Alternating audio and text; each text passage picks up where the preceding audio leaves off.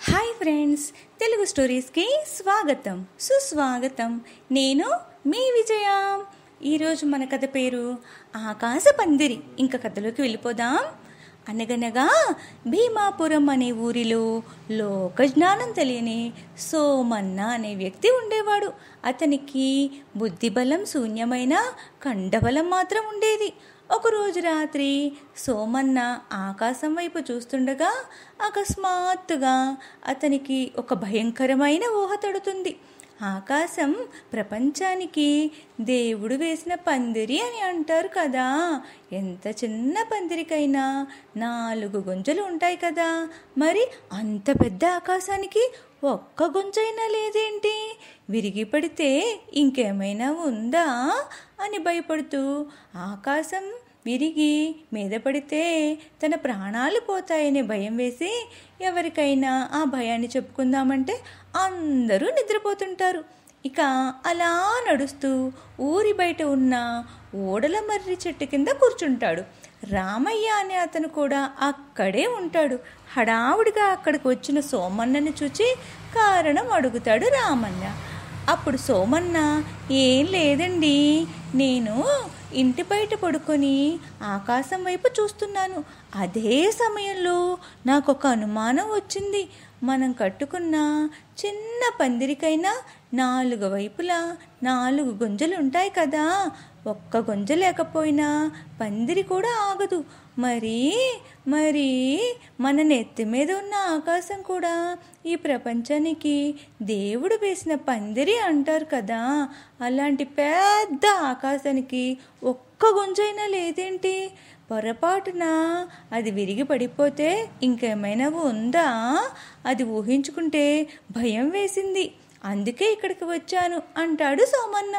ఆ మాటలకు పక్క పక్క నవ్వుకున్న రామయ్య వెంటనే తేరుకొని, ఏంటి సోమన్న, నువ్వు అమాయకుడు అని తెలుసు, కానీ మరీ ఇంత అమాయకుడు అనుకోలేదు. అది సరే, కానీ మీ ఇంటి దగ్గర నీ మీద పడే ఆకాశం ఇక్కడ పడదా ఏంటి అని అంటాడు. మరి నన్ను అంత తక్కువగా అంచనా వెయ్యకు. మా ఇంటి దగ్గర అయితే అది సరాసరి నా మీద పడిపోతుంది. అదే ఇక్కడైతే ఒకవేళ ఆకాశం కింద పడితే ముందు మర్రి చెట్టు కొమ్మలపై పడుతుంది. దాంతో అది అడ్డు వచ్చి మన ప్రాణాలను కాపాడుతుంది. తెలివిగా ఆలోచించే నేను ఇక్కడికి వచ్చాను అంటాడు సోమన్న. సరే గాని నువ్వేదైనా మంత్రించిన నిమ్మకాయలను తొక్కావా? ఇంత తెక్కగా మాట్లాడుతున్నావు అంటాడు రామయ్య. ఇక తెల్లారేక పాలు తీసుకుని వెళ్తున్న వెంకన్న ఆపి, ఓ వెంకన్న, రాత్రి నాకు ఒక సందేహం వచ్చింది. ఊళ్ళో అందరూ నిన్ను తెలివైనవాడు అంటారు కదా, నా సందేహం తీర్చు అంటూ, ఒకవేళ నా సందేహం నిజమైతే నీకు నాకు ఈ ఊరికి అంతేకాదు ఈ ప్రపంచానికే పెద్ద ప్రమాదం ఉంది అంటాడు. ఇప్పుడు నేను చెప్పేది చాలా శ్రద్ధగా విని వెంకన్న. సాధారణంగా మనం ఇంటి ముందు వేసుకునే పందిరికే 4 గుంజలు ఉంటాయి కదా. మన నెత్తి మీద ఉన్న అంత పెద్ద ఆకాశానికి ఇంకెన్ని గుంజలు ఉండాలి? కానీ ఆకాశానికి ఒక్కటంటే ఒక్క గుంజ కూడా కనిపించట్లేదు. మరి ఇప్పుడు ఆకాశం విరిగి మన మీద పడితే మనందరం చచ్చిపోతాం కదా అని సోమన్న అడిగేసరికి వెంకన్న సోమన్న వైపు చూస్తూ తెల్లముఖం పెట్టి, నాకు అయోమయంగా ఉంది, అయ్య బాబోయ్, నేను ఇక్కడి నుంచి వెళ్ళిపోతాను అంటాడు వెంకన్న. వెంకన్న వెళ్ళిపోయేసరికి ఏంటో వీళ్ళెవ్వరికీ బాధ్యత లేదు. ఎలాగైనా ఈ ప్రశ్నకు సమాధానం తెలుసుకుని ఊరి వాళ్ళందరినీ కాపాడేయాలి. పాపం వీళ్ళంతా అమాయకులు అనుకుంటూ కనిపించిన ప్రతి వారితో ఈ విషయం చెప్పడం మొదలు పెడతాడు సోమన్న. సోమన్న గురించి తెలిసి ఎవ్వరూ పట్టించుకోరు. అయితే దండోరా వేసేవాడితో ఊరంతా దండోరా వేయిస్తాడు.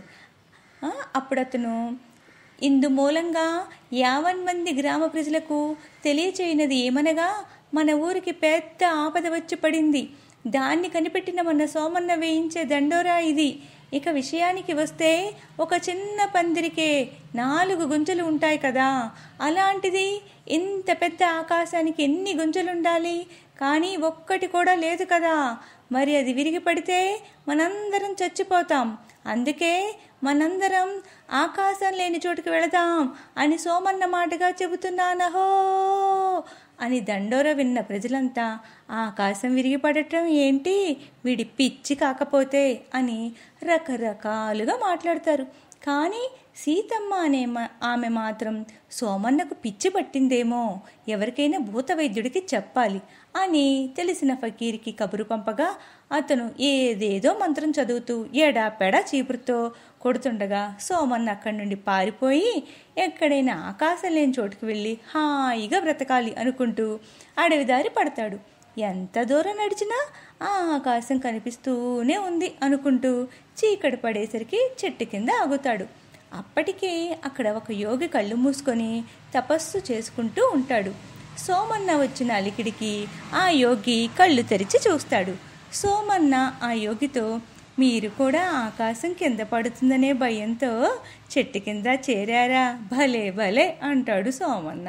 యోగి చిరునవ్వు నవ్వుతూ, ఆకాశం కింద పడటం ఏంటి నాయనా అనేసరికి తన సందేహాన్ని వివరిస్తాడు సోమన్న.